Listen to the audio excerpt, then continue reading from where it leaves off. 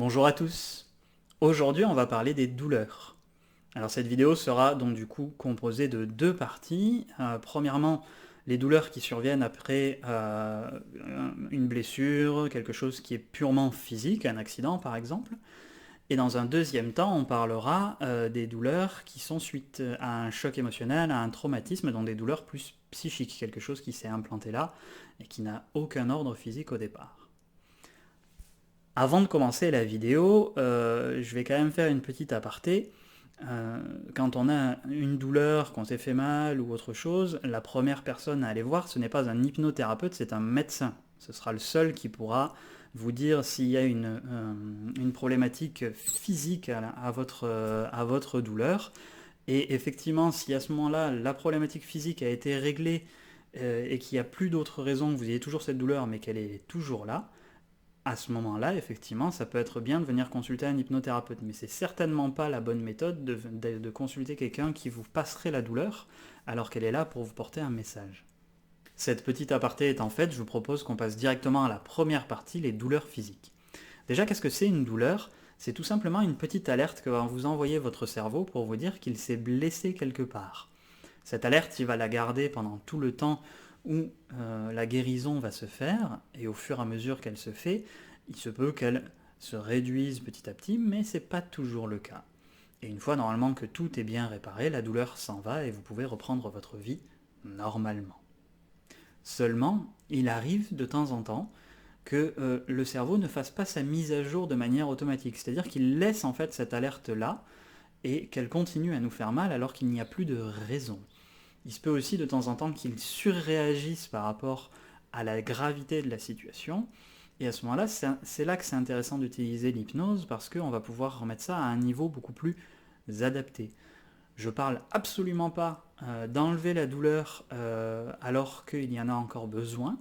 Je parle de la remettre à un niveau utile. C'est le même principe que pour les peurs, pour ceux qui ont vu ma vidéo sur les peurs, c'est de la remettre à un niveau qui ne nous embête pas, qui ne nous empêche pas de vivre au quotidien, mais qui est suffisamment élevé pour ne pas qu'on se fasse mal par-dessus. Pourquoi c'est intéressant de faire ça en hypnose? Tout simplement parce que le corps, comme je vous ai dit, de temps en temps, il ne fait pas cette mise à jour, et même il va devenir de plus en plus imprécis. Il peut y avoir des situations comme ça, où au départ, j'avais juste mal un peu sur le dessus de la main, et le cerveau a pris l'habitude de dire, bon, j'envoie de la douleur ici, et au fur et à mesure des jours, il dit oui, c'était à peu près par là, donc du coup j'en envoie, j'en envoie, j'en envoie, et au fur et à mesure, vous n'avez plus juste ce petit point qui vous fait mal, vous avez le dessus de la main, puis les doigts, puis le bras, et ça devient de plus en plus invivable. Et ça, on peut le contrer directement en hypnose. Concrètement, comment ça se passe? Tout simplement, si j'ai cette main-là, donc du coup qui me fait mal, hein, pour reprendre l'exemple, euh, je vais demander au cerveau de bien vérifier qu'est-ce qui se passe dans mon bras, de lui demander de remettre un peu d'attention sur les sensations qui s'y passent, et après je vais lui demander d'aller voir des sensations dans d'autres parties du corps, que ce soit par exemple l'autre main, et je vais regarder, je vais lui dire, mais regarde, elles sont dans le même état maintenant, est-ce que c'est guéri? Et pourtant, il n'y a pas du tout les mêmes sensations à l'intérieur.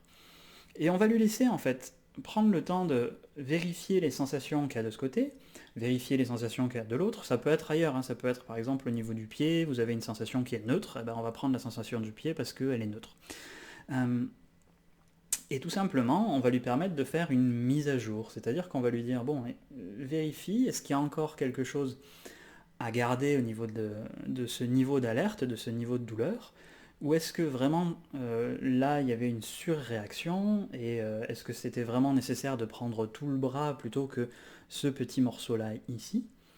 Et à partir du moment où on va faire tout simplement cette mise à jour, le cerveau il va prendre la douleur, il va dire ah oui attends, je la mettais à ce niveau-là, tuk tuk tuk tuk tuk, peut-être que je peux descendre jusqu'à ce niveau-là, si c'est pas encore guéri par exemple.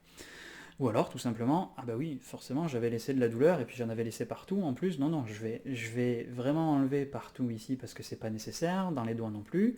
Là il reste un tout petit truc à faire, je laisse un tout petit peu de douleur.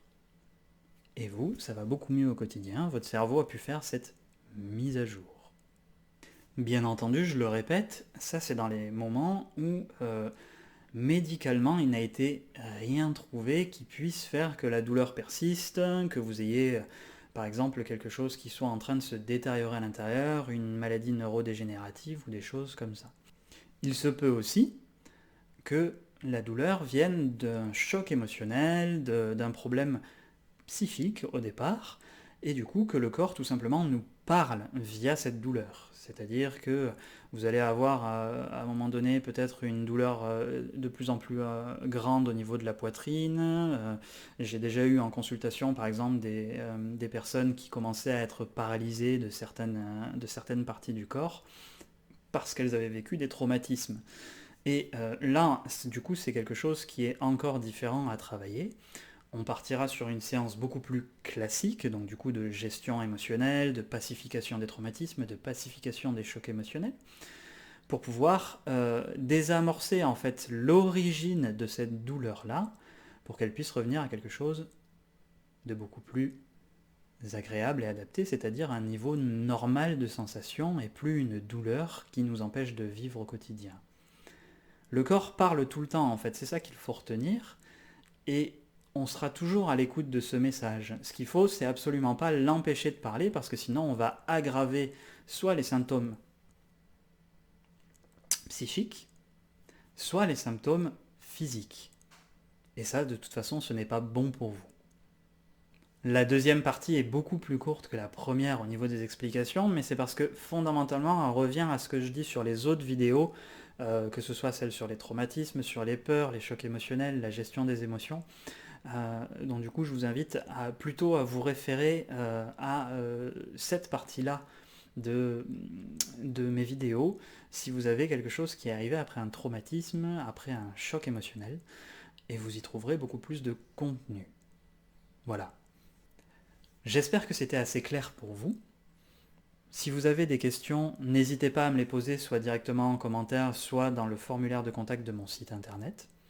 Si vous voulez que je traite une douleur en particulier, ou que j'approfondisse un peu le sujet au niveau technique, n'hésitez pas à me le faire savoir. Moi en attendant, je vous souhaite une belle fin de journée, et je vous dis à très bientôt.